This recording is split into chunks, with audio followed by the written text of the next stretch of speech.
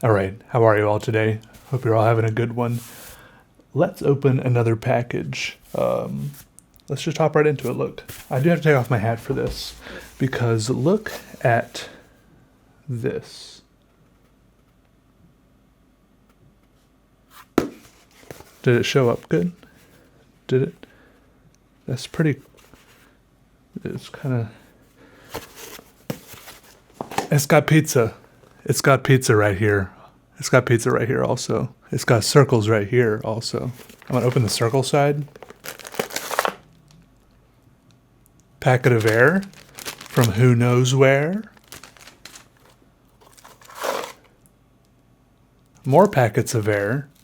And then something inside them. Do you ever wonder where these packets of air came from? This is actually a little bit weird.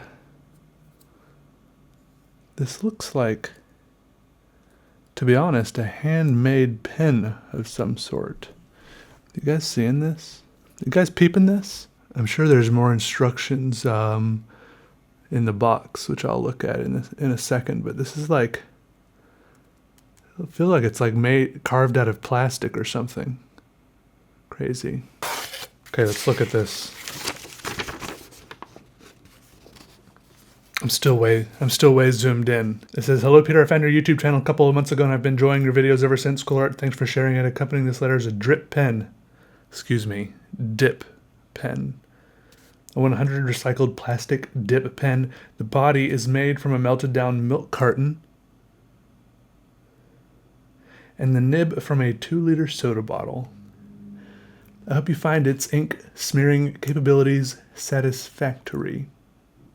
Sincerely, Jonathan. P.S. The pen makes a fairly constant line when the nib is upside down." As you can see here, there's a nice little drawing of how the nib should be.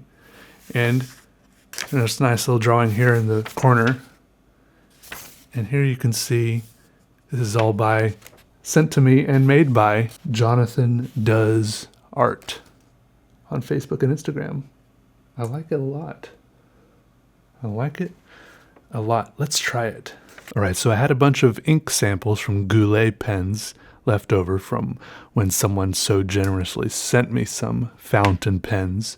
And so I thought I'd use these, especially since they're for this sort of thing. You can use these sort of pens, I guess, with a lot of things. But they're for, well, pens. Fountain pens. You can use them with dip pens, and this is a dip pen. So I hopped right in, and I for some reason, I like red ink. If I'm using colored inks, for some reason, red ink, it just calls to me. And this one that I first started with was called Red Dragon, I think. I mean, how could I not, right? And this pen was working well. I was actually very impressed. I also like the pen, the stalk of it. What's the pen part of the pen called that's not the nib? The handle? I'll call it the handle. The shaft. It's not, as you can see when I unboxed it, it's not just a normal, smooth, perfectly normal. It's abnormal. Okay, because it was handmade, somehow melted down from milk cartons.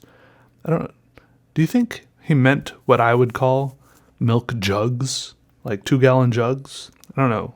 Milk cartons where I come from, that means more of a wax-coated paper thing. But this felt like more of a melted milk jug material. Maybe it's just more of a localized. People call different things in different places. But it felt cool. I liked it a lot. And then it was somehow melted together with a 2-liter bottle material cut down and folded into a nib, which somehow worked really good. Better than a lot of the things I've tried to make. Like sometimes when I tried to make sticks into pens and stuff like that, I would sharpen it down into a nib. And then, because a lot of times when people make things into pens, we cut little slits into it for like a little channel of like some sort of weird capillary action for the ink to travel down. You know how fountain pens and dip pens always have like a little slit. I always make a little slit in my stick pens and it never works, right? It never works. Really, I end up just using the stick pen as more of a, as someone mentioned in a recent video, in the comments of one of my recent videos, more of a palette knife for just kind of smushing and scraping the ink around, and the ink seeps into the wood, and I don't know, but this worked well. It did. I was impressed. But look, I do want to mostly compliment this pen because I am impressed. But there is one frustration I had. And this is not the fault of Jonathan, who crafted a fine pen out of 100% renewable, eco-friendly. I mean, I guess the materials themselves aren't eco-friendly, but the way he made it was eco-friendly because the materials aren't eco-friendly. I don't know how that works. I'm not like a recycling scientist, but Jonathan apparently is. He's both a recycling and a pen scientist. But look, the pen nib flexes. Usually when I draw, the pen nib doesn't flex. So the way this pen nib flexes, because it's made out of a thin 2-liter bottle material, it's kind of a drawing sensation of a cross between a pen and a brush. Because when you push down, it would flex and bend, and then when you pick up the pen from the surface of the paper, it would unflex. And I feel like I'm making up new words as I talk. Unflex, is that a... And it would sometimes kind of unflex and drag like a little, I don't know, I'm like making weird motions you can't see. It's make little flicks off across the paper where I was picking it up. So I wasn't used to this at first, and I got a little frustrated. And at one point, I even yelled out. I didn't yell out. Well, maybe I didn't yell out. I did yell out. Here, there's an audio recording of it actually happening live in studio as it happened. I'll play it for you now. Are you ready? This is how it happened in 3, 2, 1. Okay. So that was a little bit rough. So that's how it actually happened. After one time usually I am a very calm person, but it caught me so off guard. I was drawing a line, I was drawing a very smooth, calm, control line. I like drawing because I'm in control, but and it's always at the end of a line when you're picking up the pen that it flicks out and it ruins like the end of your line. But I quickly learned to compensate for such things and carefully pick it up and let the nib unflex at the end, just how I wanted it to. So it was just a little bit of a learning curve at the beginning. That's all I'm trying to say. Also, at one point I did spill one of these little ink sample bottles, as you can see here, which was a little bit of a disaster at first. And I tried to pick a bunch of the ink back up with like a little pipette, and it didn't work very well. So, the paper, the corner of the paper got a little bit smudged and soaked in with some of the Red Dragon ink. But after that, there was blood in the water, so to speak, and I started using a bunch of different ink colors. It just all went out the window, and I just dove in head first. I did. It just all went a little bit crazy. I probably switched up the music to something a little bit more up tempo, a little bit more out. It was.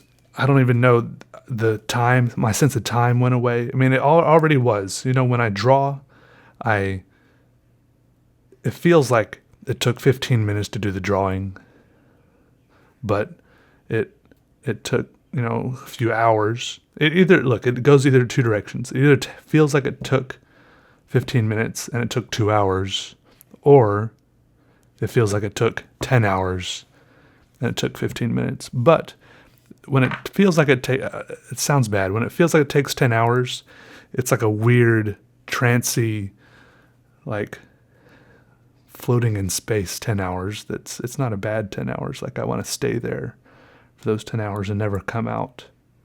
It's a good 10 hours. I wouldn't leave for anything. I would encourage that. I don't know. I don't really know how to get into that. It's probably some weird form of meditation. I don't know, but I like it. I do like it. Kind of get into the zone, It's good. Just draw. Put the ink on the paper, yeah. So I used a few different colors of ink. I was very impressed with how I do want to, I keep on saying how impressed I am with this pen, and I really am impressed, besides a little flexi nib bit. But it really could hold quite a bit of ink. It's like a little shovel tip. And you could dip it into my little ink sample tubes I got from Goulet. And I got from Goulet by way of someone sending them to me. And it would like hold the ink in the shovel tip. And then, so I really didn't have to go back and dip very often. So I would just dip 2 or 3 times in each little sample, and then I would switch up the color. So I think I got a cool little color scheme going here, kind of autumnal, rusty, not really fiery. I think if I had added a little bit of yellow and a little bit of a brighter red, maybe it would have looked a little fierier. But right now it just looks kind of rusty to me. But I like that. I like it a lot. I think it turned out well. But yeah. And it got, it's one of those things, after you're done, it was on my fingers and stuff. I'm recording this commentary the next day, and there's still ink stains on my fingers. And for some reason, that's just like one of the things that makes you feel like you made good art. If you're still a little bit messy the next day. I mean, there's probably a little bit of ink stains like on my bed and on like in the sink in my bathroom. It's like kind of splashed around everywhere. Like there's probably drips here and there. It kind of gets everywhere in your life. It spreads around. Splitters. There's splitters and splatters on my shirt, and maybe I could have been neater, but at some point you get caught up in the art and everything else goes out the window a little bit.